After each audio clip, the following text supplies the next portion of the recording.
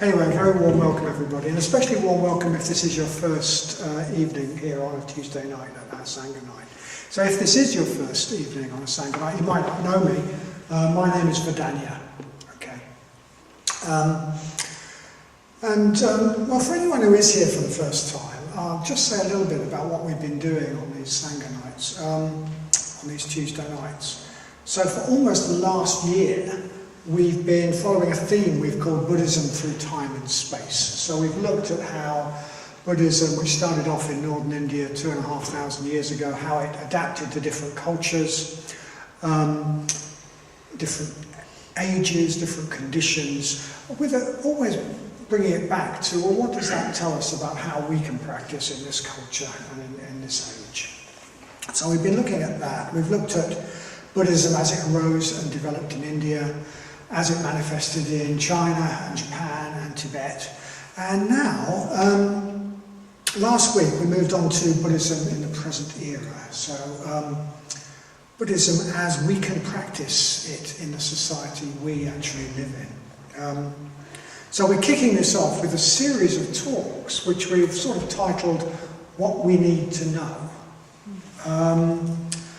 What we need to know in order to grow, that isn't the same as an Iron Age inhabitant of the Indus Valley needed to know in order to grow, or a medieval peasant in Japan or Tibet, for example. So we've got very different conditioning, very different conditioning, very different ways of thinking, very different strengths and very different weaknesses compared to the people who tended to be involved in the traditional Eastern Buddhist schools. So we need to know the ways we need to practice, the obstacles we need to overcome and how we're going to overcome those. So that's what we're looking at. And last week, Maitri Dasa gave a talk entitled It's Not All About Me. So we need to know that it's not all about me, because we live in a very individualistic society compared to the people who practice Buddhism in traditional societies.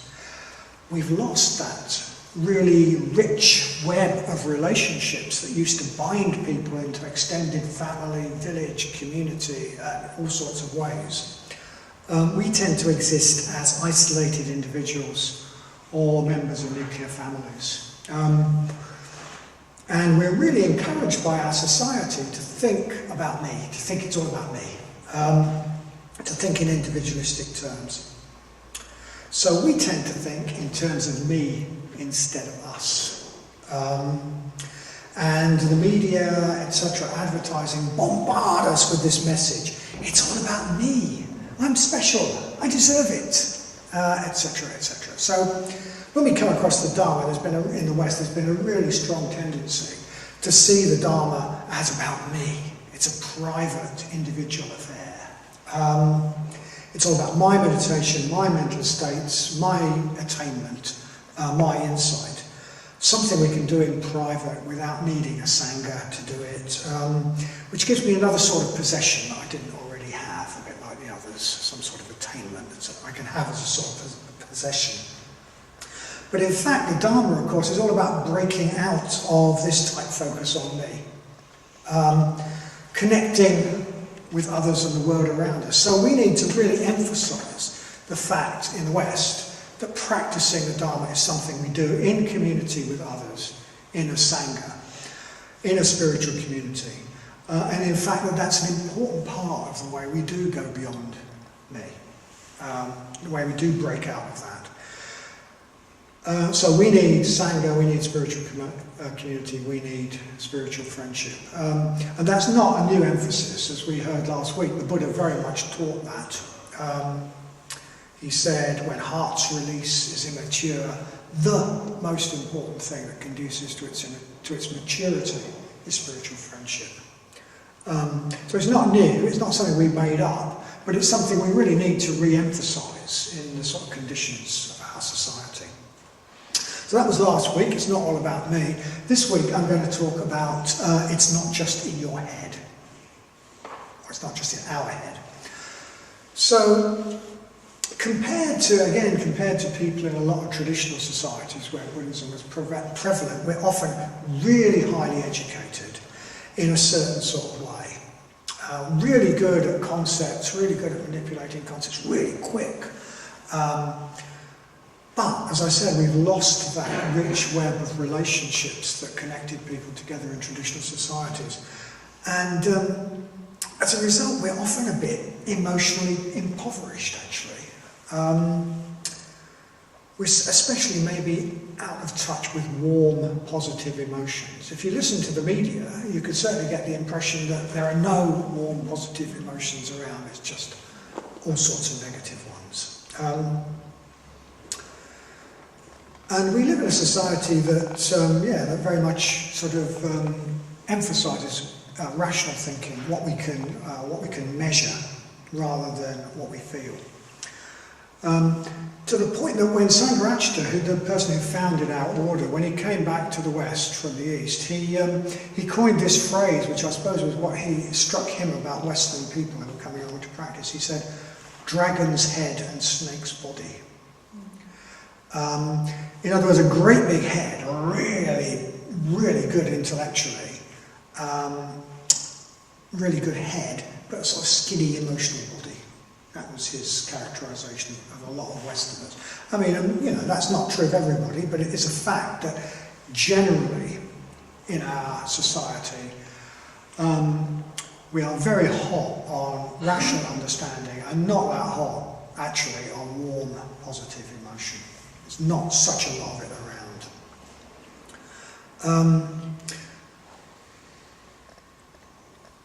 And that has also affected our approach to the Dharma. When the Dharma came to the West, for a long time, books on Buddhism in the West, it was all about insight. That's what insight, sort of viewed in a rather cognitive way, is about knowing the nature of things in a quite one-sided way, with feeling you could have got the impression from a lot of Dharma books that feeling didn't enter into it. So people wanted meditation and practice to be all about insight, didn't want to be bothered with looking at the emotional side of our makeup. That was quite a strong tendency, I think, in the way Buddhism came to the West. So when Sangha started to develop a style of Buddhist practice for the West, he quickly pointed out that one-sided approach just wasn't going to work. It just was not going to work. We could know all about abstruse Buddhist philosophy. We could have all sorts of what we think as insight experiences, but if we didn't feel emotions like metta and compassion and joy and gratitude, if our relationships with other people weren't imbued with those emotions, none of that was going to be worth anything. We weren't going to get anywhere with the spiritual life, basically. If it's just in our heads, it's just a smokescreen. Spiritual growth has to involve all of us. It has to involve our hearts and our guts as well as our heads. It's only real if it changes our whole being, all of us, not if it's limited to sort of the top 2 inches of our head. So, what we call our emotions, we talk about emotions. So I'm going to talk about positive emotion. That's the theme of this talk. It's not all about our heads, it's about positive emotion. What we call our emotions they're who and what we are. Our emotions are what we are. It's not like there's me and I have emotions. The Dharma tells us that we don't exist as these separate, independent, permanent beings. It's not like there's some fixed entity, which is Vadanya, who sometimes is angry and sometimes is loving. There's angry Vadanya. And that's who I am. That's who I am when I am angry. When I am angry, I am more like you when you are angry than I am like me when I am loving. Yeah, we are these emotions, these states that we exist in. And I think this split between the head and the heart, between knowing and the emotions, it's a recent invention, actually. It's a recent invention. It did not exist in the Buddha's time. It didn't exist in people's minds. In the Pali Canon and other Buddhist texts, what we call mind or what we call heart is potentially referred to as chitta. And chitta means that. It means heart and it means mind. There wasn't a distinction drawn between them. It wasn't as though there was a knowing part and a feeling part that was separate. The two aren't separated, it's heart-mind. And I think that reflects the way things are, actually. The distinction we make between head and heart, thinking and feeling, I think it's a bit artificial, actually. Because how we see the world, if you like, how we think with our head, can't be separated from our emotions. It just cannot be separated from our emotions.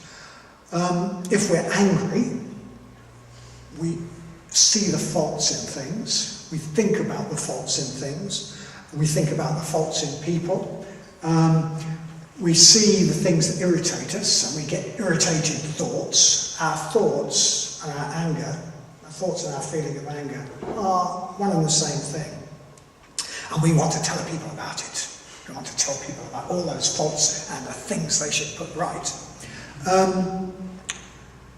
If we're loving, if we're feeling loving and appreciative, we think in a completely different way. We think in a completely different way.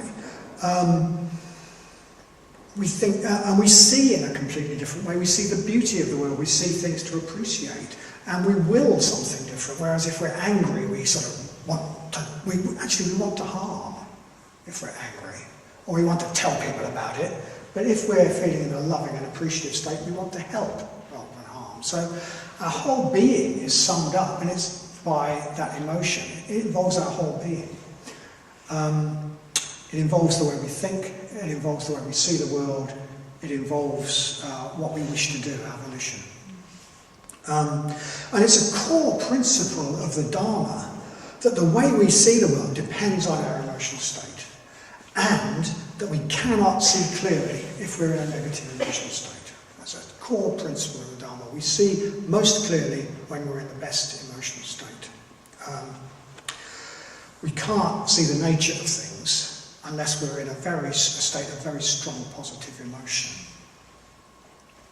So the idea that we can somehow grow spiritually without working on our emotions is nonsense. It's nonsense. It's like, I don't want to change. Our emotions are who we are. How can we grow unless we're willing to look at who we are?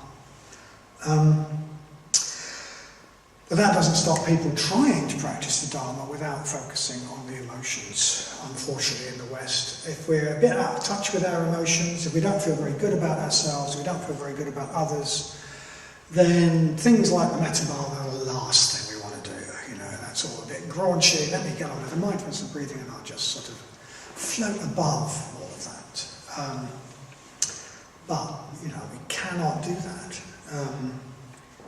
We've got to work on our emotions. And, this importance of the emotions, we bring it out in the Eightfold Path, don't we, that we talk about in the intermediate course that some of you have just finished. We talk about the Eightfold Path as the first stage is vision, the way we see things, the way we see the world. But then, and as we change, that becomes more and more accurate. It becomes more and more we see the way things are. But the second stage of the path is emotion, and that is the transition to the rest of the path. Because how we see things needs to feed into how we feel. If we're really going to practice. Just intellectual ideas and understandings don't have a lot of impact on how we actually live. What really moves us to live in different ways, to change, is emotion. So we do that little joke, don't we? That emotion. Motion is what moves us, basically. So if we're going to progress from just our intellectual understandings, we have to involve the emotions. That's what's going to allow us to make changes. Another formulation that brings out this central importance of emotion is what Sangha Night, the founder of our order, has called the system of spiritual practice, or the system of spiritual development. So faced with this tendency in the West to see the spiritual life as about one small aspect of the path, the part of insight, knowing, when he came to the West, he saw the need to present the path as an overall process of spiritual growth that involves the whole being. All of us, not just our head. So he formulated what he called the system of spiritual development. That is, it's not, I mean, he formulated this, but it's very implicit in a lot of the Buddhist teachings. It's there in a sutta, for example, called the fruits of the spiritual life. But so Sangha just made it explicit. He hasn't invented it.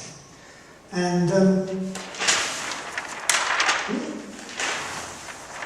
so this system of spiritual practice, he originally came up with 4 aspects to it. So the first one is integration. That word, I think, it's a bit of psychobabble, actually. I think it was invented by, or first used by psychotherapists like C.G. Jung to describe the process by which we move from being a bundle of conflicting selves to one united self, harmonious human being. So we don't start out as a unified being whose energies and desires are all running in one direction. It's a bit as though we're a bundle of people tied together in the same body, sometimes going in different directions. Sometimes we're a different person according to different people we're with.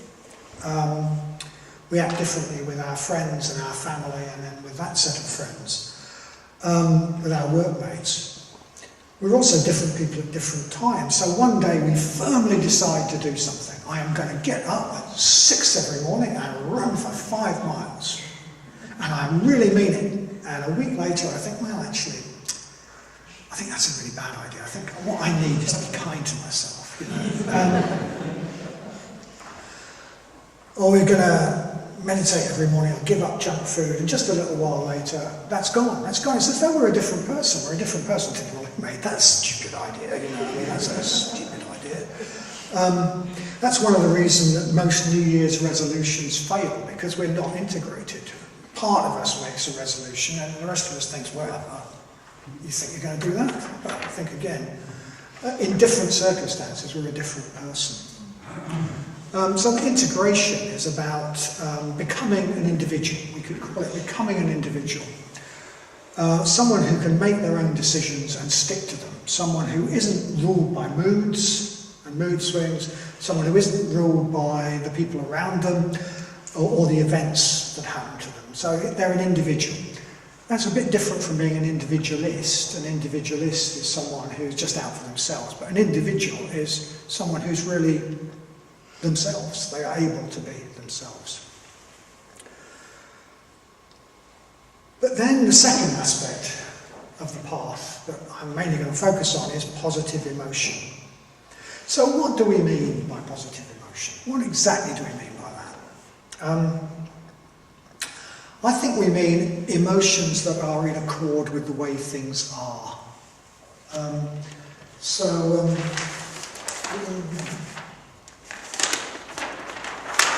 Cast your mind back to perhaps the introductory course or your reading, you'll remember the 3 lakshanas, the 3 marks of everything. And one of them is no fixed separate self. We often call it just no self, but that's a bit inaccurate. No fixed separate self. That's one of the marks of things, that we don't exist as separate unchanging entities. We exist in a way that's very interconnected with the world around us and other people around us. We're constantly influenced. We're kept in existence and totally influenced by a whole host of conditions outside of ourselves. We're not fixed, separate. We are highly interrelated. We exist, we're enmeshed with others and the world. Highly interrelated. And I think that positive emotion is emotions that connect us with that. So we exist in a way which is interconnected with the world. And positive emotions connect us. Positive emotions are emotions that connect us to others. Or connect us to the world around us. Negative emotions cut us off from others. Trap us in our own little self.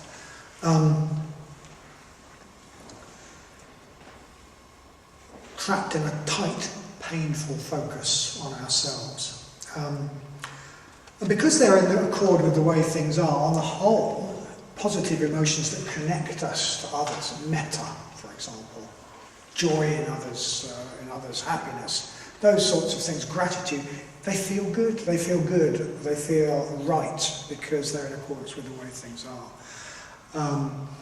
Emotions that trap us in ourselves, trap us more and more in ourselves. Stinginess would be a classic one. They feel really so cramped and uncomfortable and unhappy. So I think with that in mind, with it in mind that positive emotions are emotions that connect us to others and the world around us. Negative emotions are emotions that cut us off. We could rephrase, oops, not that one. We could rephrase the system of practice. Rejigged, what do they call it when a director brings out a film in a different version? Reworked. What? Reworked. Well, whatever. Rejigged system of practice. Become an individual. That's what we mean by integration. Become a connected individual. That's what we mean by positive emotion. Let go of being a fixed individual. That's what we mean by spiritual death. And become more than an individual. That's what we mean by spiritual rebirth. Become something more expansive and universal, something much larger than our limited self. But first, and I think this is a really important aspect of Sangha Night teaching, given the sort of emphasis that there's been in the West, first we need to become a happy, healthy individual. That's our first task. And that's a considerable achievement. We need a healthy, ethical self. And then we go beyond that idea, even of who we are. So there's been this tendency in the West to focus just on spiritual death, as though that's the whole of the path, spiritual death. But aiming to destroy the self before we've built, or let go of a sense of self, before we've built a strong, healthy self, is going to be useless or even dangerous. I mean, the Buddhist literature is just absolutely replete with warnings against doing that. Warnings against trying to either meditate on non-self before you're ready for it, or a terrible. If Buddhists had sins, then one of the sins of a Dharma teacher would be to teach non-self inappropriately, because it's quite destructive of people's practice. So yeah, I mean, in some ways the Western idea of destroying the self is based on a bit of a wrong understanding of anatman. So this non-self is a translation of the Sanskrit word anatman. Atman means a fixed, completely independent, unchanging soul. So what anatman means is there's no fixed, completely unchanging soul. Some fixed, unchanging essence about us. It doesn't mean we don't have a self. We do have a self. The thing is that we have a self which changes through the law of karma, and which is interrelated, richly interrelated with the world around us. We do have a self, and we need to think in terms of creating a better self, actually. A self that's strong and integrated and ruled by positive emotion. Then we can think about going beyond the self. But even then, it's better to think of expanding the self. Expanding so that we identify with more and more people. We identify with all human beings eventually. We identify with all life. We identify with the whole world, rather than to think in terms of destroying the self or destroying the sense of self. And a really crucial part of that, of course, is positive emotion. Positive emotion is absolutely crucial to that. So you might remember, once again, from the intermediate course, if you just finished it, there's a lot of different sets of positive emotion in Buddhism. One is the Brahma Viharas, which means something like the heavenly states. The idea is that to live in these states is like being in heaven right here and now. It is happiness. It is happiness. And the first one, of course, is metta, this unconditional desire for the well-being of others. And that's the basis of all the others. In a way, it's the basis of all the positive states. And metta, when it comes in contact with someone's suffering, when we're in a state of metta and we come across someone who's suffering, metta becomes compassion. It becomes karuna, is the Sanskrit word for it. We feel with the other person. We experience compassion. On the other hand, when metta comes across somebody who's happy or somebody who's having good luck or somebody else's good fortune, it turns into mudita, joy at others' happiness, sympathetic joy it's sometimes called. So we experience joy at others' happiness, joy at others' good fortune. The last one's a little bit different, equanimity. Picture equanimity. Equanimity literally means equal-mindedness. And that means that our positive states aren't dependent on conditions. They're much more, we don't make our happiness dependent on how things are going for us. But those three, metta, compassion and sympathetic joy, are really key sort of Dharma teachings. They're absolutely key Dharma teachings. They're really sort of important aspects of our practice, is cultivating them. You can bring them all into the metta bhavana. I really recommend in doing the metta bhavana, call somebody to mind and ask yourself, well, how does this person suffer? Connect with their suffering. Call someone to mind and think, well, what is there to rejoice in about this person? Bring them around, alive in an all-round way. I'd like to add one to this, which is actually something like reverence, actually. I think if karuna, if compassion is what happens when metta meets somebody's suffering, if mudita, sympathetic joy, is what happens when metta meets somebody's good fortune or somebody's good qualities, then I think reverence is what happens when metta meets something that we acknowledge is higher than our own little selves as we are now. There's a natural sense of awe and reverence. One of the places we might experience that is in nature. You look at you're out at night in nature, and a response of awe is it's natural, because we do just become aware that we're about tiny, and this is huge and beautiful, and we're part of it. And the response of that is a sense almost of reverence. And I think that comes in with all sorts of, when we come across something that we just admit is higher than ourselves, or bigger than ourselves, we feel reverence. Then another positive emotion I'd like to draw your attention to, because I think it's really important, is gratitude. Gratitude. We talk about this again on the intermediate course. We talk about gratitude as the emotional counterpart of anatman. If anatman says we don't exist as separate selves, we exist in this infinite network of interconnectedness, of interrelatedness. In fact, we owe who we are and everything we experience, we owe to others. And if we think about it, we just have to acknowledge that. If we think about our breakfast cereal, we have to think about all the conditions that need to be in place for us to have our oats, the people who grew it, the people who made the tractor, the sun. You just carry on forever. You realise that just in those simple ways, but also in terms of our education, the clothes we wear, the food we eat, the society we live in, we owe it. We're part. We couldn't exist for a second, a minute, without the benefits we've received from other people. And gratitude is a sort of response to that. It's a sort of emotional response to that, which comes from just recognising those benefits received. So those are some of the positive emotions that I think connect us to others. I'm going to say a bit more about them later through the medium of a story. And we need to cultivate those as much as we possibly can. At the start of our spiritual life, and right through it, we need to carry on cultivating as much positive emotion as we can, no matter how far we've got, because positive emotion is something we need every stage. It's our emotions are who we are.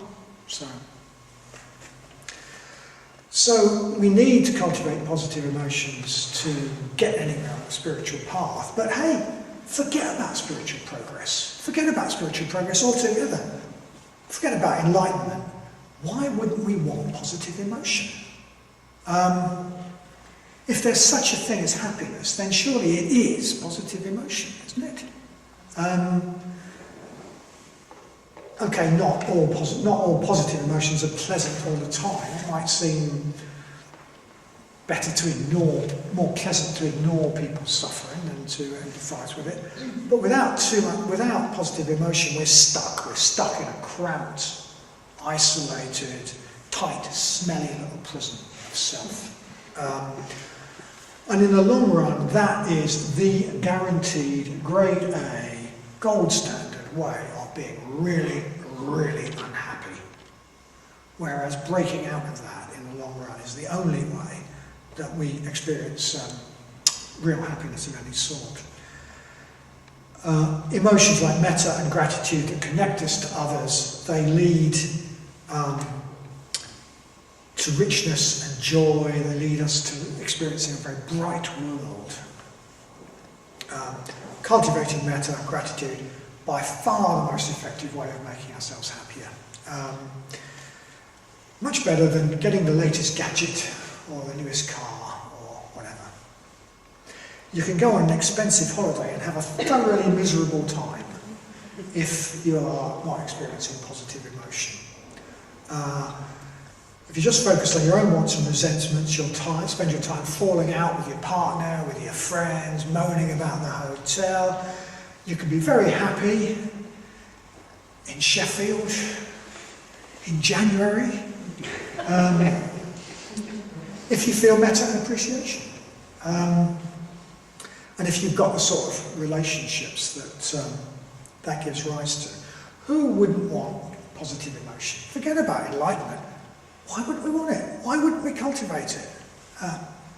So, I'd like to tell a story from our culture that I think tells a lot about positive emotion and its relationship to spiritual death and spiritual rebirth. And it might seem a really odd story to tell at this juncture because it's hot, it's summer, and this is a winter story. It's a Christmas story. It's in fact a Christmas Carol by Charles Dickens. Okay, so odd story, but very relevant to our theme. Very, very relevant to our theme.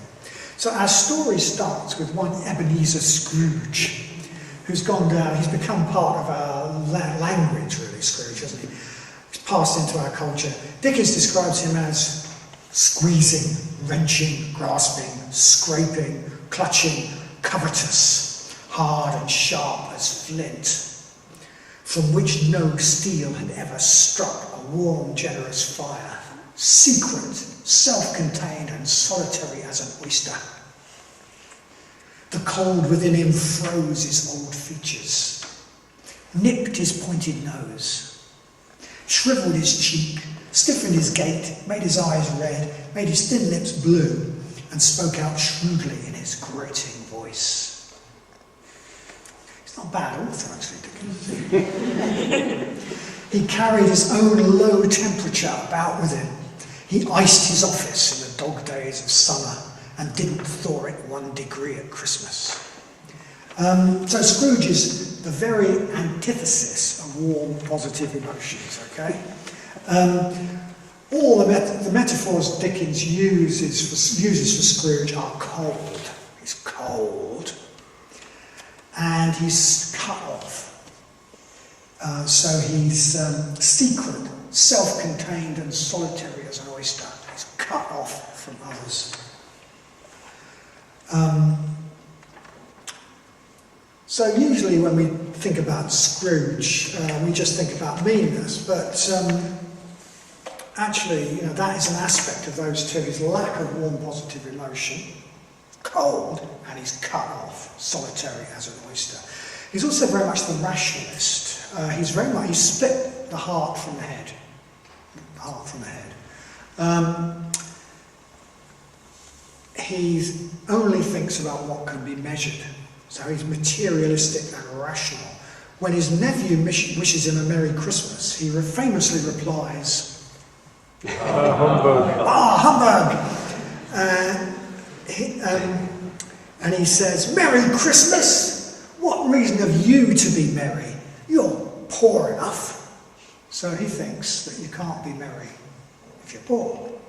To which his nephew, actually is pretty sharp, his nephew says, well, what reason have you got to be dismal then? You're rich enough. So Scrooge is very much in keeping with the spirit of our times. The message we are bombarded with in the media is that the way to be happy is to be rich, isn't it? To own things, to consume things, to be rich. That is the key to human well-being. But we don't seem to have noticed that we're already rich enough, but we're still dismal. Like Scrooge, so many people live unfulfilled lives that are dismal. We're a very rich society with unprecedented levels of wealth. We live like kings, most of us, compared to people in former times. Yet we have unprecedented levels of mental illness and depression. So we could well ask, what reason are we to be dismal then? We're rich enough. Anyway, so although it's Christmas, so we've got this character Scrooge who's the antithesis of positive emotion. He's the antithesis of connectedness. And it's Christmas Eve.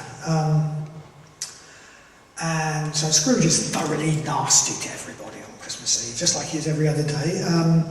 He's nasty to his nephew. He refuses his nephew's invitation to Christmas dinner. He's nasty to charity collectors who come around knocking at the door. He says, are there no prisons? Are there no workhouses? And if some do die, that will reduce the surplus population. So rational, reason all the time, cut off from any warm feeling. No positive emotion, no empathy. And he's thoroughly nasty to his poor put-upon clerk, Bob Cratchit. But then, as this very cold, frosty, foggy night forms, he makes his way home through the gathering gloom. And just as he's just about to get home, it's dark. And in the gloom, he has a sort of hallucination.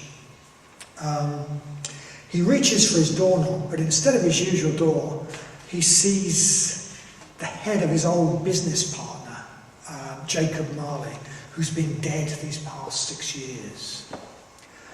And he recoils in shock and horror, but then, great rationalist that he is, he reminds himself, goes in. But then when he gets into the hallway of his big, gloomy house, dark house, he thinks he sees a hearse with a coffin going up the wide stairs. And then a bell starts tolling. And he hears the clanking of chains. It's proper hammer horror, this, isn't it?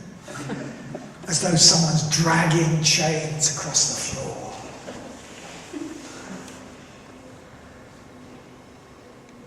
And Jacob's Marley's ghost appears to him, looking really miserable and all wrapped up with chains. So all this stuff about death, and the appearance of a ghost, we could say it's like a teaching. There's an eruption of some sort of knowledge about impermanence going on, isn't there?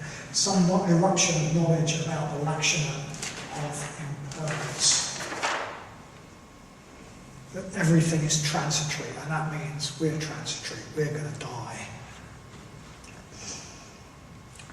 The Lakshana of impermanence. And Jacob Marley tells Scrooge that because of his self-centered life, in which he didn't care about anyone but himself, he is doomed to wander in chains. He says the chains are of his, that he, Marley, is doomed to wander in chains. He made the chains, he says. He made them in his own life by the way he lived, and now he has to drag them around. I wear the chain I forged in life, he says. I made it link by link and yard by yard. I girded it on of my own free will, and of my own free will I wore it. And he tells Scrooge that he's come to warn him. He says that Scrooge has spent just as long making a chain, the same sort of chain for himself, and he warns him that unless he changes his life, he will face the same sort of horrible fate, dragging this great big chain around, doomed to wander as an unhappy spirit, dragging the chains he's created by his actions. Forever doomed to regret his selfish life. So Jacob's Marley's ghost shows Scrooge the reality of impermanence and death and the law of karma. That's what the chain is about. This is a really Buddhist teaching. Reality of impermanence, death and karma. Truths he'd rather forget. So he gives Jacob's Marley's ghost, in a way, gives Scrooge some great teachings for the head. He gives him some great teachings for the head. Some wisdom teachings. The fact of impermanence and therefore death. The fact of the law of karma. That our actions create our personality, create the world we live in. By living a self-centred life, we create chains we'll have to drag around. And he tells Scrooge, he's got to change. You've got to change. And he said, you'll see 3 more spirits this night. And completely in character for someone who's all reason and out of touch with emotions. Scrooge says, okay, you've already warned me. Why do I need the spirits? Okay. So he's had the intellectual understanding. And he thinks that's enough. He thinks that's enough. But Jacob Marley, I keep wanting to say Bob Marley. Jacob Marley is very wiser than that. He knows there's got to be an emotional transformation, and that's what the ghosts are going to bring about. Knowing isn't enough for him to change. The 3 spirits come to cause an emotional change. He needs to be moved to change. So sure enough, in the course of the night, 3 different ghosts appear in this gloomy house. So the first ghost takes Scrooge on a journey against his will, carrying him out into the night over London, over the surrounding countryside until he gets to a landscape he remembers from his childhood.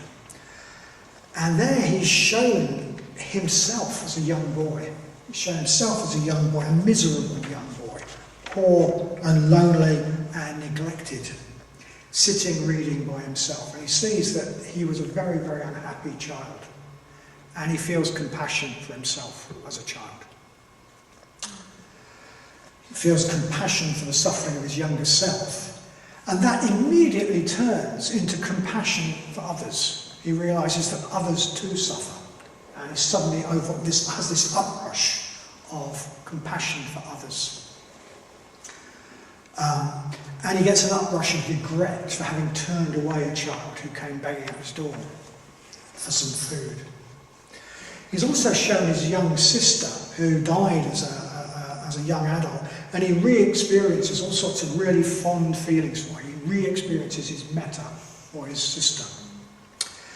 And then he showed himself in his first job with his close friend Dick, who again he had really strong friendly feelings for. And he had a really kind employer who goes by the who delights in a very Dickensian name, Mr. Fezziwig. Only Dickens used to come up with words like that. Mr. Fezziwig. But Mr. Fezziwig was apparently really kind, a really kind employer who showed great kindness to Scrooge. And he gets an uprush of gratitude to this employer. And then the ghost vanishes. But something deep and really important has happened to Scrooge. He's become aware of his own suffering. He's become aware of his own suffering, which he's pushed down, he's pushed away, he's hardened himself to any awareness of his own suffering. And that opens the doorway to a flood of compassion for others and their suffering. He remembers warm feelings he's lost touch with for his sister and his friend. The sort of thing we might do in the Metta Bhavana. And he remembers the benefits and kindness he's received, especially from his employer, Mr. Fezziwig, and this gives rise to an uprush of gratitude. And in turn, that gratitude gives rise to a desire to help others as he has been helped. After this, 2 more ghosts appear to Scrooge, but really the job's been done by the first one. The job's been done by the first one. Positive emotions like compassion, metta, and gratitude are what do the trick. And after this, Scrooge is receptive to the other 2 ghosts and what they have to show him. So one of the ghosts shows him how he looks in other people's eyes. And he feels regret and shame Surprisingly, regret and shame are also, or can be, positive emotions. Positive emotions don't all feel pleasant. What makes an emotion positive is that it connects us to others. Not that it feels good. Generally, positive emotions are happy states, but this one, in this case, Scrooge's regret and shame are positive emotions that cause him to change so that he connects. He changes his life and connects with others. Live in a way that reconnects him. And then finally, in the last watch of the night, a third spirit that comes to him, the ghost of Christmas yet to be. He sees his own death, and he sees that nobody cares about his death. And he sees his chair in his office with somebody else sitting in it, and the only sign of his life is an overgrown gravestone that nobody ever looks after. And he thinks he's dead. He thinks he's had it. But then as the morning dawns, the ghost morphs into his bedpost, and he realises he hasn't died after all. And he's completely overcome with joy because he's got a second chance. We've all got chances every moment, actually, but he's got a second chance. He's still got a chance to change himself. And he says, I am light as a feather. I am as happy as an angel. I am as merry as a schoolboy. I am as giddy as a drunk. A Merry Christmas to everybody. A Happy New Year to the whole world. Whoop! Hello! That's what it says. So he's had this profound emotional experience. And getting back to our scheme of the stages of the spiritual path, this has led him to a spiritual death and a spiritual rebirth. He leaves behind his old self and he becomes a new self. So he sends a turkey to his clerk, Bob Cratchit. He gives a large sum of money to the charity collectors he was rude to. He goes to his nephew's house for Christmas dinner and has a thoroughly enjoyable time. He's completely changed. He's reborn as a happy man. And we're told he becomes a good friend and as good a man as the good old city knew or any other city, town or borough in the world. Some people laughed to see the alteration in him, but he let them laugh. His own heart laughed, and that was quite enough for him. So it's a cracking tale of how positive emotion can lead to a spiritual death and a spiritual rebirth. A death, leaving behind the old self and becoming someone new. Okay, it's all a bit exaggerated, it's all a bit sentimental, to be honest, and it's a bit sudden, but it's a work of fiction, hey. And it's saying something true and important about all spiritual rebirths, which is that they involve an emotional turnaround. A shift from emotions that cut us off from others to emotions that connect us to others. A shift in our predominant emotional tone. Spiritual death and spiritual rebirth, those third and fourth stages of the path.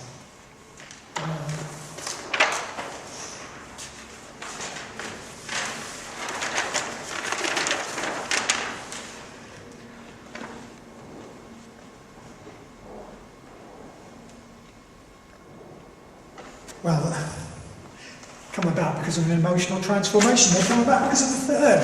Okay, and not just because of some cognitive head knowledge. Okay, that's an aspect. It's only an aspect of spiritual death. Scrooge saw impermanence. He saw death, but that was only an aspect. It had to go into the emotions. So, okay, what's the relevance to us? What could we do to have our own smaller, less dramatic spiritual rebirths through positive emotion? What could be for us a less extreme version of Jacob Marley's ghost and the three spirits? So harking back to the story, I think there's a few things we could suggest. One is awareness of our own suffering. So Scrooge becomes aware of his own suffering. And we need to become aware of our suffering, not in a sort of self-pitying way, but in a way of just opening up to our emotions. If we cut off from our emotions, because we don't want to be aware of our suffering, then we cut off from positive emotions for others as well. And then that awareness of our own suffering, we all suffer, all beings suffer, that awareness of our own suffering can allow us to cultivate compassion for others. Others suffer as well. Others suffer as well. And compassion is a very, very good way into positive emotion. Thirdly, in his journey, in the first ghost, Scrooge becomes aware of the kindness that others have done to him. He becomes aware of how kind his first employer was, the benefits he received from his first employer, and that leads to gratitude. If we can become aware of the benefits we receive from others, that will give rise to gratitude, and gratitude is a completely revolutionary emotion because it changes our approach to life from what can I get from others to what can I give back, what can I contribute. So we do an exercise, don't we, on the intermediate course where we ask folk to write down everybody who's benefited them, going back through time and whatever. And it sort of can go on forever. You could carry on doing it all week really, but it might not. It's not a silly exercise actually. I mean, it might be a good thing to do that once a week and just write down, okay, who's benefited me this week. Getting in touch with how we've been benefited is a sort of minor version of the Jacob Marley ghost experience. We could do it every day. And then the other thing that happens, of course, to Scrooge is he just remembers positive feelings for his friend and his sister. And so he connects with metta, which is there, but which he's just frozen out, really. He's frozen out by his refusal to open up to emotions. And of course, opening up to our warm feelings for others is what we do in the Metta Bhavana. It's what we do in the Metta Bhavana. The Metta Bhavana is a crucial practice for us. It's a crucial practice for our spiritual development. I don't think we're going to get anywhere without it, actually. But that doesn't stop people trying. It doesn't stop people sort of ignoring it and wanting to do just the colder cognitive practices. I'd really just repeat the advice we give all the time, which is alternate practices. You might find the Metta Bhavana more difficult than the mindfulness of breathing, maybe, not everybody, but just alternate them. Alternate them, because the Metta Bhavana really works as a practice. So I think those are three things we could do.